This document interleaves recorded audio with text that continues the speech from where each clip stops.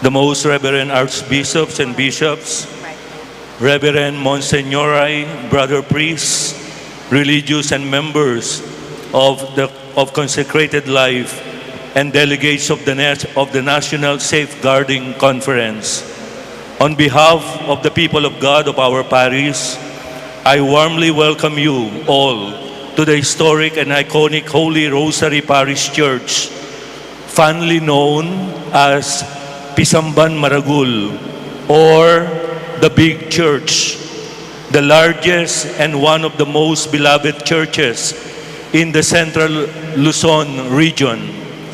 You are standing in the very heart of Angeles City, a vibrant and dynamic community known for its deep faith, resilience, and rich cultural heritage.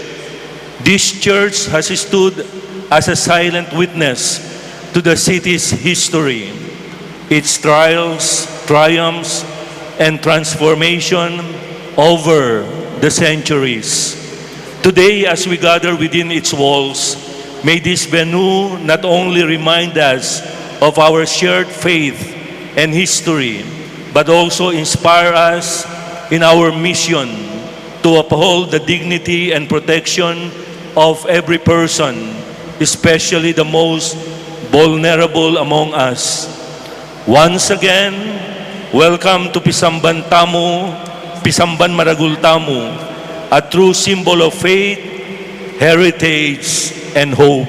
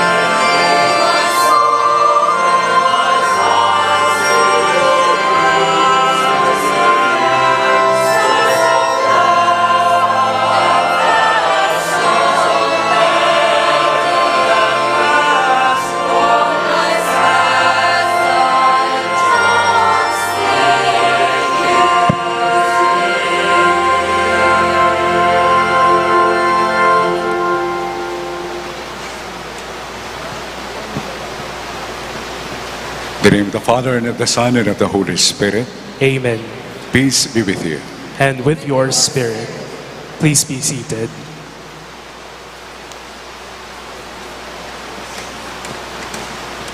My dear brothers and sisters in Christ, as we begin this 3-day journey of the First National Safeguarding Conference, I warmly welcome each of you, not merely as participants in an event, but as companions in a sacred mission.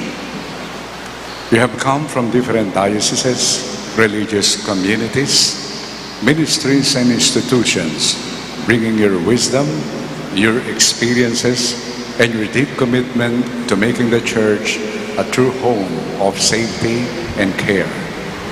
This gathering is more than an organizational milestone. It is a response to the Spirit's call for renewal, a call to become a church where every child and every vulnerable person feels not only welcome, but truly safe, respected, and loved. Safeguarding is not an option or a trend. It is the gospel made flesh, a communion of hearts that seeks to protect, to listen, and to heal. Pope Francis reminds us that the protection of minors and vulnerable persons is integral to our mission as Church. Thus, this moment is both a reckoning and a renewal. A reckoning with the wounds and silence of the past, and a renewal of our shared vocation to accountability, compassion, and holiness. Let us remember that safeguarding is about people, not just policies, about relationships transformed by grace and vigilance. May these days be filled with honest dialogue, courageous listening, and deep communion. With the guidance of Mary, Mother of the Church, and Saint Joseph, Guardian of the Redeemer, may the crucified and risen Christ make us true witnesses of safeguarding, bearers of hope, and builders of compassion. Welcome to the second work. Welcome to the Archdiocese of San Fernando. Malaos kayo po. Please rise.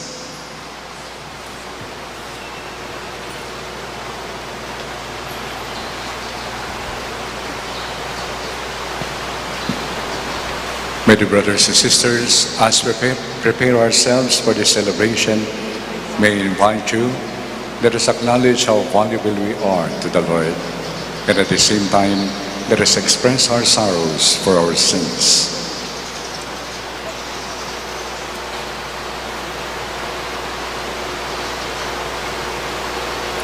I confess to Almighty God and to you, my brothers and sisters, that I have greatly sinned in my thoughts and in my words, in what I have done and in what I have failed to do. Through my fault, through my most grievous fault. Therefore, I ask Blessed Mary, ever Virgin, all the angels and saints, and you, my brothers and sisters, to pray for me to the Lord our God. May Almighty God have mercy on us, forgive us our sins, and bring us to life everlasting. Amen.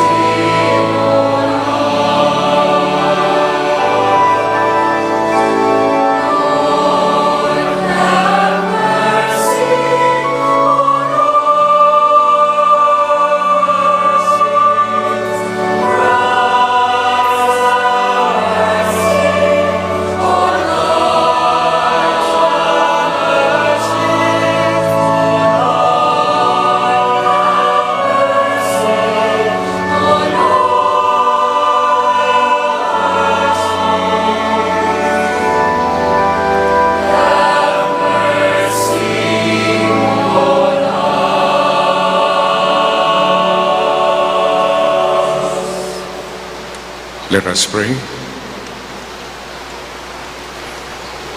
O God, whose Son promised to all those gathered in his name that he would be there in their midst, grant, we pray, that we may be aware of his presence among us, and in truth and charity experience in our hearts an abundance of grace, mercy, and peace.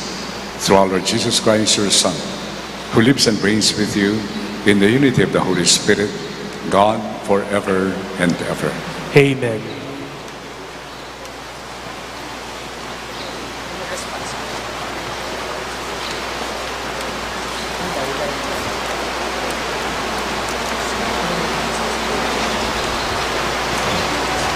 A reading from the book of Deuteronomy. Moses said to the people, "If only you would heed the voice of the Lord your God and keep his commandments and statutes that are written in this book of the law, when you return to the Lord your God with all your heart and all your soul. For this command that I enjoin on you today is not too mysterious and remote for you. It is not up in the sky that you should say, 'Who will go up in the sky to get it for us and tell us of it, that we may carry it out?' Nor is it across the sea that you should say, 'Who will cross the sea to get it for us and tell us of it, that we may carry it out?' No, it is something very near to you, already in your mouths and in your hearts. You have only to carry it out." The word of the Lord. Thanks be to God.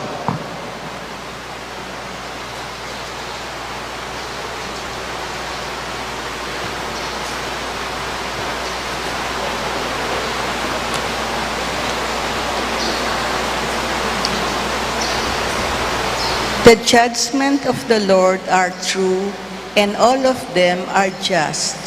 The judgments of the Lord are true, and all of them are just. The law of the Lord is perfect, refreshing the soul. The decree of the Lord is trustworthy, giving wisdom to the simple. The judgments of the Lord are true, and all of them are just. The precepts of the Lord are right, rejoicing the heart. The command of the Lord is clear, enlightening the eye. The judgments of the Lord are true, and all of them are just. The fear of the Lord is pure, enduring forever. The ordinances of the Lord are true, all of them just. The judgments of the Lord are true, and all of them are just. They are more precious than gold, than a heap of purest gold, sweeter also than syrup or honey from the comb. The judgments of the Lord are true, and all of them are just.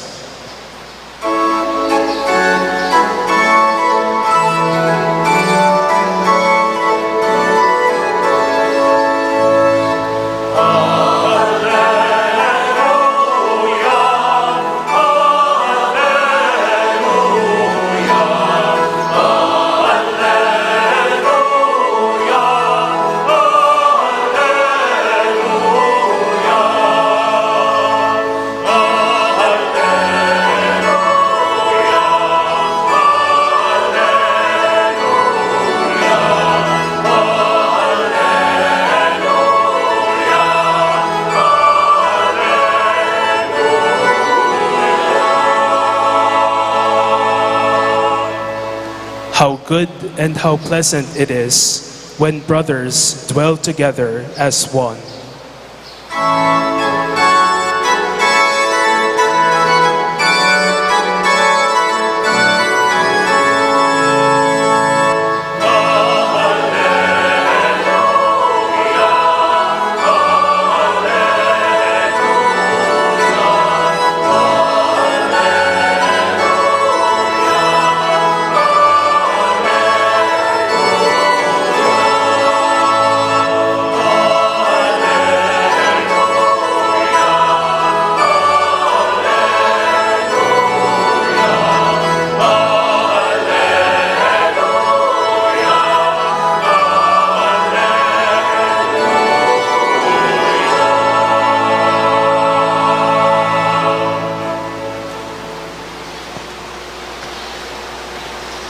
The Lord be with you. and with your spirit. A reading from the Holy Gospel according to Matthew. Glory to you, O Lord.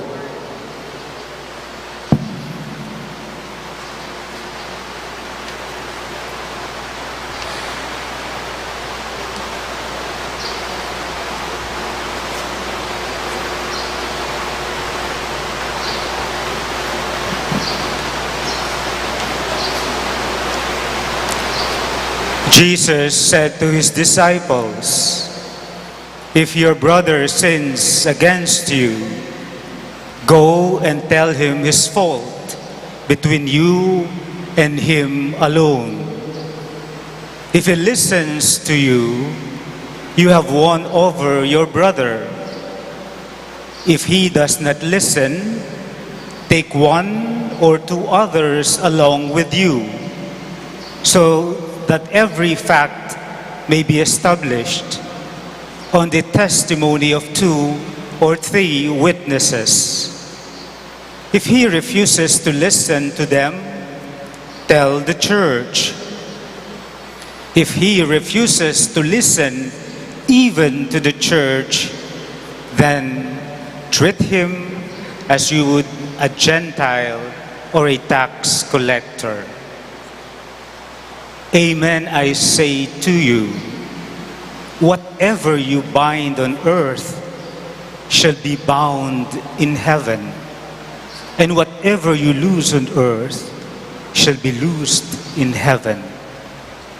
Again, amen, I say to you, if 2 of you agree on earth about anything for which they are to pray, it shall be granted to them by my heavenly Father.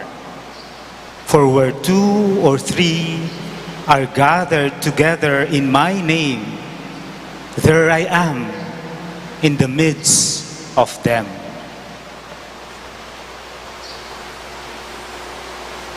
My dear friends, the Gospel of the Lord. Praise to you, Lord Jesus Christ. Please remain standing.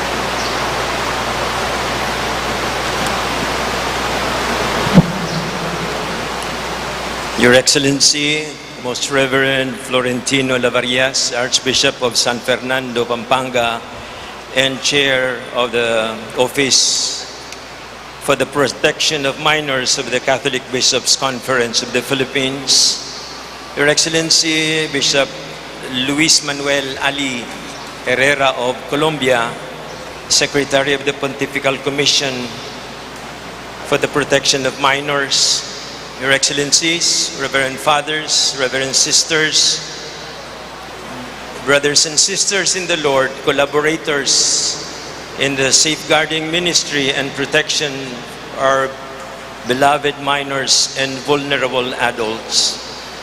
Good evening po, magandang gabi sa inyong lahat. Our readings today invite us to reflect on 2 profound realities at the heart of our Christian calling: the sacred duty to protect the vulnerable and the compassionate call to accompany those who have gone astray. Both are rooted in the very same divine command to love as God loves. In the first reading from the book of Deuteronomy, Moses speaks to the people of Israel as they were about to enter the promised land with these words: "This command that I give you today is not too mysterious or remote for you. It is something very near to you, already in your mouths and in your hearts. You only have to carry it out. Moses is reminding the people that God's law, God's way, is not something far away, written only on stone tablets or confined to religious structures. It is written in the human heart. It is the law of love, of justice, of compassion.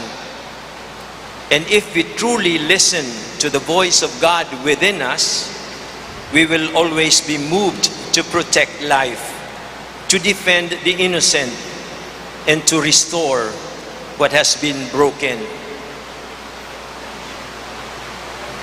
If we constantly say that we need to provide safe spaces to our children, it is important that we realize that the first safe space is the sacred space that we provide for God to speak to us. Sacred space leads to safe spaces. In our own time, the Church continues to face the painful reality of abuse and betrayal of trust, especially against children and vulnerable adults. These wounds run deep. They have scarred hearts, shaken faith, and challenged the very credibility of our witness. But safeguarding, which we are about these days, the proactive care and protection of those entrusted to us, is not simply a policy or an institutional requirement. It is a gospel imperative. It is the living out of the commandment that Moses spoke of, already written in our hearts by the very Spirit of God who is in us. When Jesus says in the Gospel of Matthew, "If your brother sins against you, go and tell him his fault between you and him alone," he is not encouraging confrontation for its own sake. Rather, he is calling for a community of accountability, of truth spoken in love. Safeguarding begins precisely here, in honesty, transparency, and the courage to face wrongdoing, not to condemn, but to heal. To protect children and vulnerable adults is to honor the presence of Christ Himself, who said, "Whoever welcomes one such child in my name welcomes me." Every act of care, every policy that ensures safety, every heart that listens to the pain of victims and survivors, these are sacred acts of worship. However, our gospel also invites us to hold together two dimensions that can seem difficult to balance: justice on one end and mercy on the other, accountability on this end and compassion on this other end. Jesus outlines a process for dealing with those who have sinned, a process that moves from personal correction to communal discernment. The aim is always restoration, not humiliation. The Church's task then is not only to protect, but also to heal, not only to call out sin, but also to call forth conversion. This applies even to those among us who have failed gravely, our erring brothers and sisters, including particularly clerics who have betrayed their sacred vows and have hurt others. While we must never excuse or minimize the harm they have caused, we are also called to accompany them with the same compassion that Jesus showed to the woman caught in adultery, to Peter after his denial, and to Zacchaeus, who turned his life around. Accountability and compassion are not opposites. They are two hands of the same body of Christ. One hand protects the vulnerable, the other seeks to heal the sinner. Together, they form the posture of a church that looks exactly like Jesus, firm in truth, yet overflowing with mercy. Moses' words ring true for us today. The word is very near you. Safeguarding is not an external demand imposed upon the church. It is an inner call that comes from the heart of the gospel. Every time we ensure that our parishes, schools, communities are safe spaces for children and the vulnerable, we are saying yes to God's word already written in our hearts. And when we accompany an erring cleric or a wounded believer, not by ignoring their sin, but by walking with them towards repentance and healing, we are also saying yes to the God whose mercy restores and transforms. Both safeguarding and accompaniment flow from the same divine source. A love that protects, a love that redeems. If we take today's reading seriously, even as we begin this National Safeguarding Conference, then safeguarding is not merely a program. It is a culture, a way of life. It is a way of being church. It means forming consciences, nurturing empathy, listening deeply to stories of pain, and empowering every member of the community, lay and ordained, to be guardians of one another's dignity.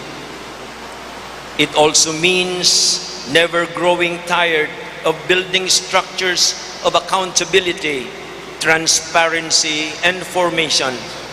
For in every generation, the church must rediscover the nearness of God's word, calling us not to complacency, but to continued conversion. And for those who have erred, including members of the clergy who have fallen short, our task is to accompany them toward truth and repentance, not to hide them, but to help them face the light of Christ. To accompany is not to condone, it is to believe that no one is beyond the reach of God's mercy. Jesus ends today's gospel with a promise: where two or three are gathered in my name, there I am in the midst of them. This promise gives us hope. When we gather to protect the vulnerable, to seek justice, to walk with the wounded and the penitent alike, Christ himself is there. He is present in the tears of the survivors, in the courage of those who speak the truth, in the humility of those who repent, and in the steadfast compassion of those who accompany.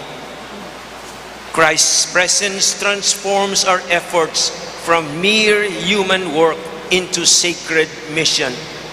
It is He who heals, He who restores, He who makes all things new. My dear brothers and sisters, safeguarding is not only about preventing harm. It is also about revealing the very heart of God. It is about creating communities where love is stronger than fear, truth is stronger than denial, and mercy stronger than shame. Let us listen to that word which is very near to us, in our hearts, in our consciences, in the cries of those who have suffered, and in the quiet voice of the Spirit calling us all to conversion. May we be a church that protects with courage, heals with tenderness, and accompanies with the mercy of Christ. And may every child, every vulnerable person, every wounded sinner find in us not judgment or indifference, but the face of the Good Shepherd who came not to condemn, but to save.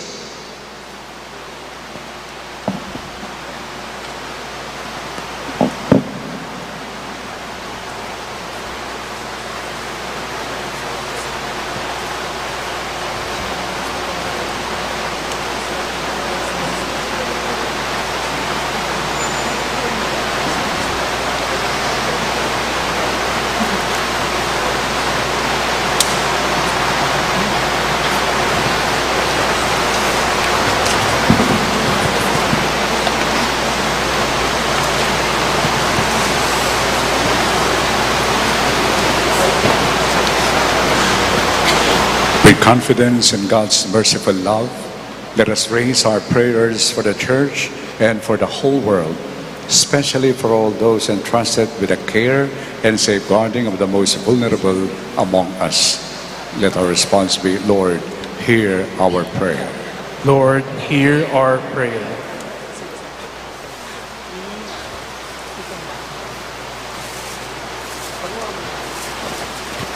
For the Holy Church of God, that she may be a true home of safety, compassion, justice, ever reflecting the love of Christ for the little ones, we pray to the Lord.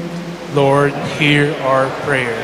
For the Holy Father, our bishops, priests, and all leaders of the Church, that they may be strengthened in wisdom, humility, and courage as they guide the people of God in building a culture of protection and accountability. We pray to the Lord. Lord, hear our prayer. For those who have suffered abuse or exploitation, that they may find healing, hope, and the support of a community that walks with them in their pain. We pray to the Lord. Lord, hear our prayer. For all who work for the safeguarding of minors and vulnerable persons, that their service may be marked by integrity, perseverance, and a deep reverence for human dignity. We pray to the Lord. Lord, hear our prayer. For civil authorities and leaders of nations, that they may enact and uphold laws that protect the work and ensure justice for all. We pray to the Lord. Lord, hear our prayer. For families, teachers, and caregivers, that they may be vigilant, nurturing, and wise to guiding and protecting the young. We pray to the Lord. Lord, hear our prayer. For our community gathered here, that our shared mission may deepen our community to safeguard every life entrusted to our care, and that we may be sign of Christ's tender mercy. We pray to the Lord. Lord, hear our prayer. We now pray for our own personal intention. We pray to the Lord. Lord, hear our prayer. God of justice and compassion, you sent your Son to gather the little ones to yourself and to heal the brokenhearted. Hear our prayers, and by the power of the Holy Spirit, make us faithful stewards of the dignity of every person, through Christ our Lord. Amen.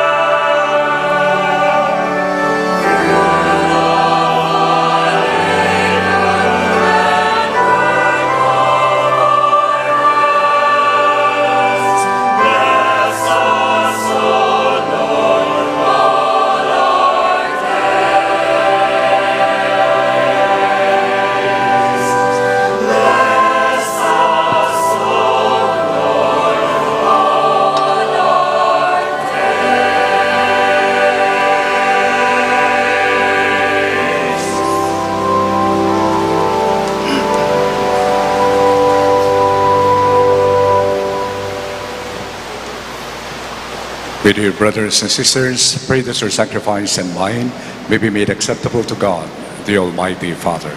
May the Lord accept the sacrifice at your hands for the praise and glory of his name, for our good and the good of all his holy church.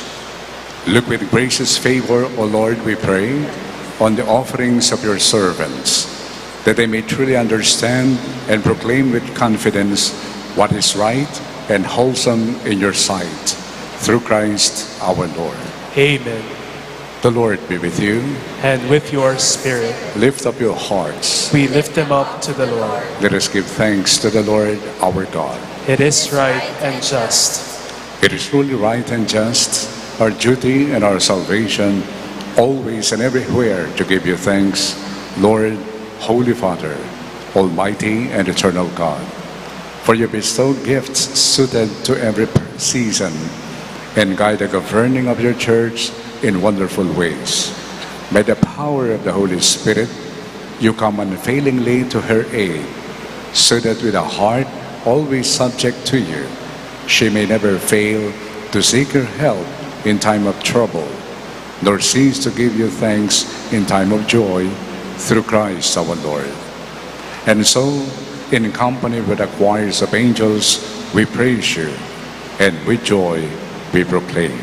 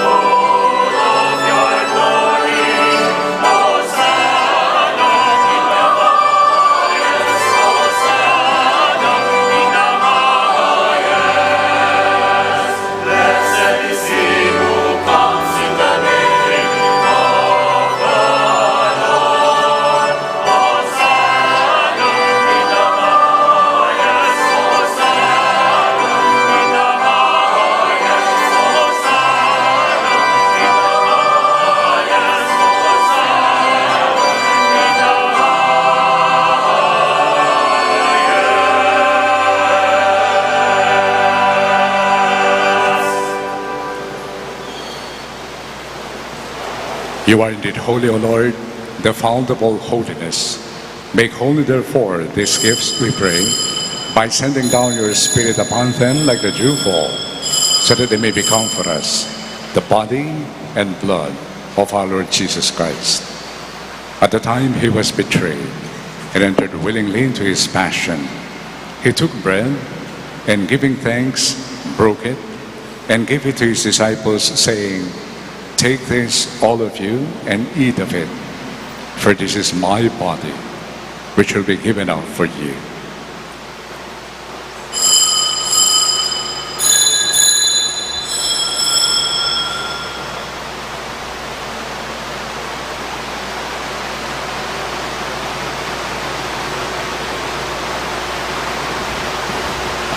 In a similar way, when supper was ended, he took the chalice, and once more giving thanks, he gave it to his disciples, saying, "Take this, all of you, and drink from it. For this is a chalice of my blood, the blood of the new and eternal covenant, which will be poured out for you and for many for the forgiveness of sins. Do this in memory of me."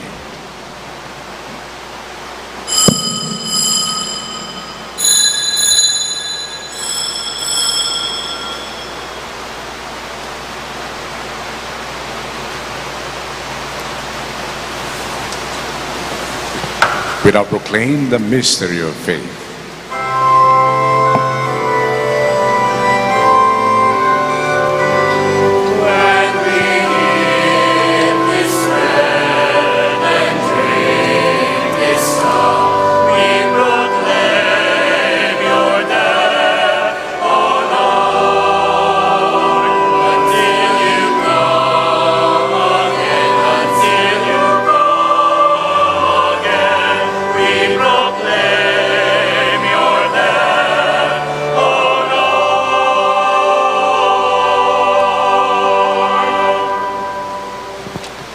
Therefore, As we celebrate the memorial of his death and resurrection, we offer you, Lord, the bread of life and the chalice of salvation, giving thanks that you have held us worthy to be in your presence and minister to you.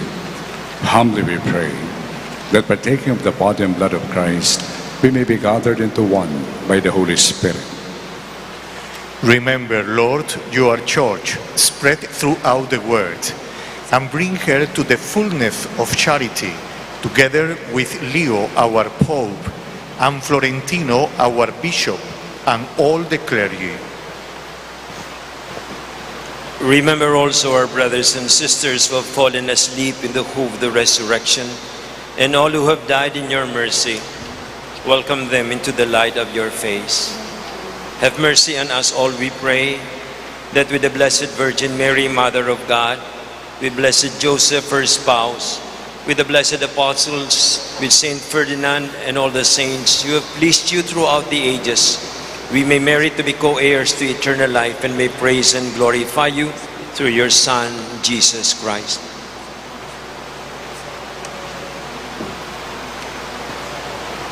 Through him, with him, and in him, in the unity of the Holy Spirit, all glory and honor is yours, Almighty Father, forever and ever.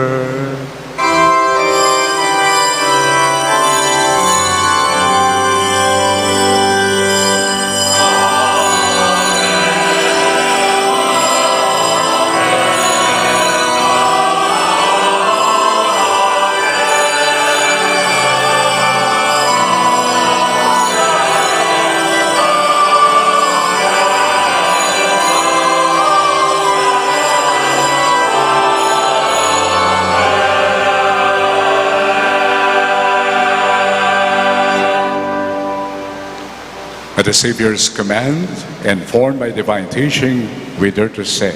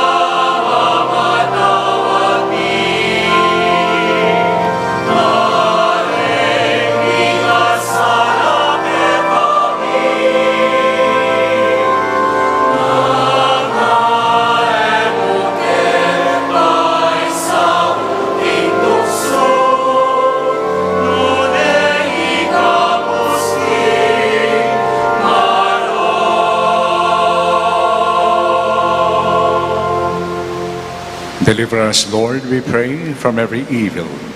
Graciously grant peace in our days, that by the help of your mercy, we may be always free from sin and saved from all distress, as we await the blessed hope and the coming of our Savior, Jesus Christ. For the kingdom, the power, and the glory are yours, now and forever. Lord Jesus Christ, who said to your apostles, "Peace I leave you, my peace I give you," look not on our sins, but on the faith of your church, and graciously grant her peace and unity in accordance with your will, who live and reign forever and ever. Amen. The peace of the Lord be with you always. And with your spirit. Let us now offer each other the sign of peace. Peace be with you.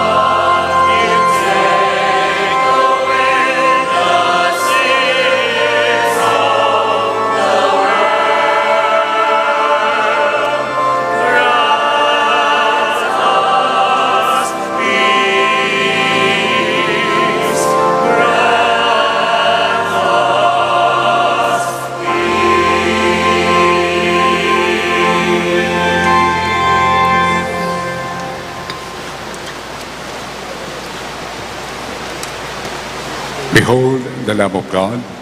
Behold him who takes away the sins of the world. How blessed are we who are invited to share in his life and in his mission. Lord, Lord, I am not worthy that you should enter under my roof, but only say the word, and my soul shall be healed.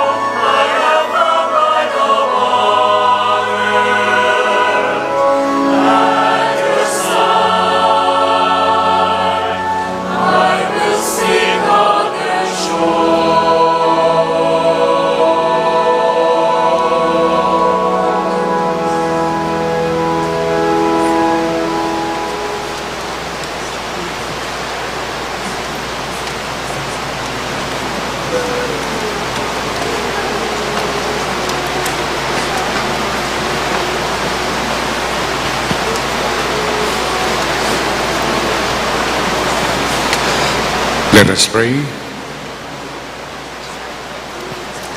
Grant us, O merciful God, that the holy gifts we have received may confirm us in our resolve to do your will and make us everywhere witnesses to your truth.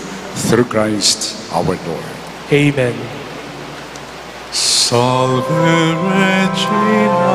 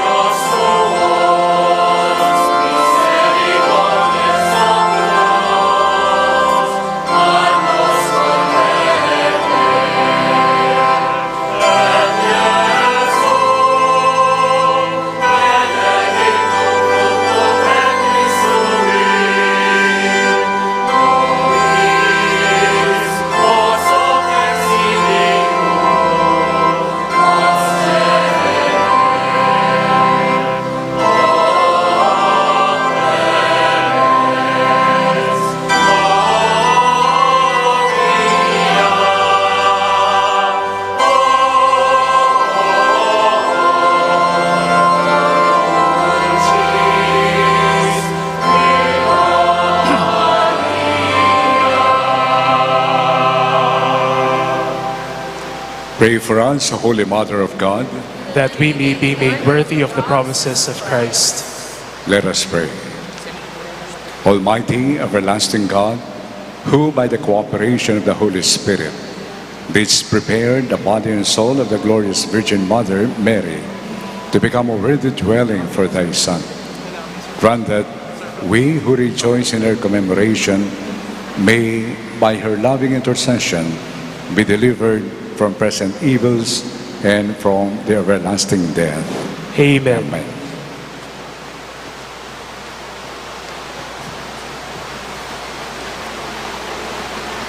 Please be seated.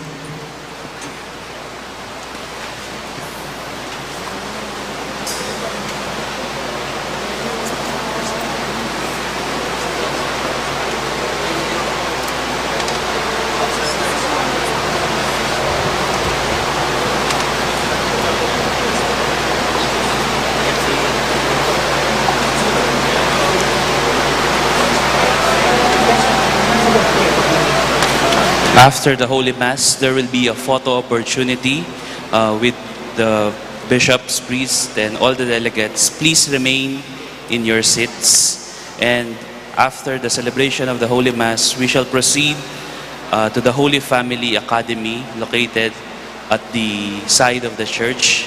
We will proceed to the main door and pass at the right side of the church, going to the venue for the dinner.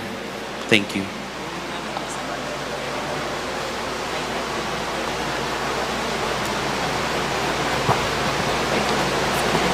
Please rise.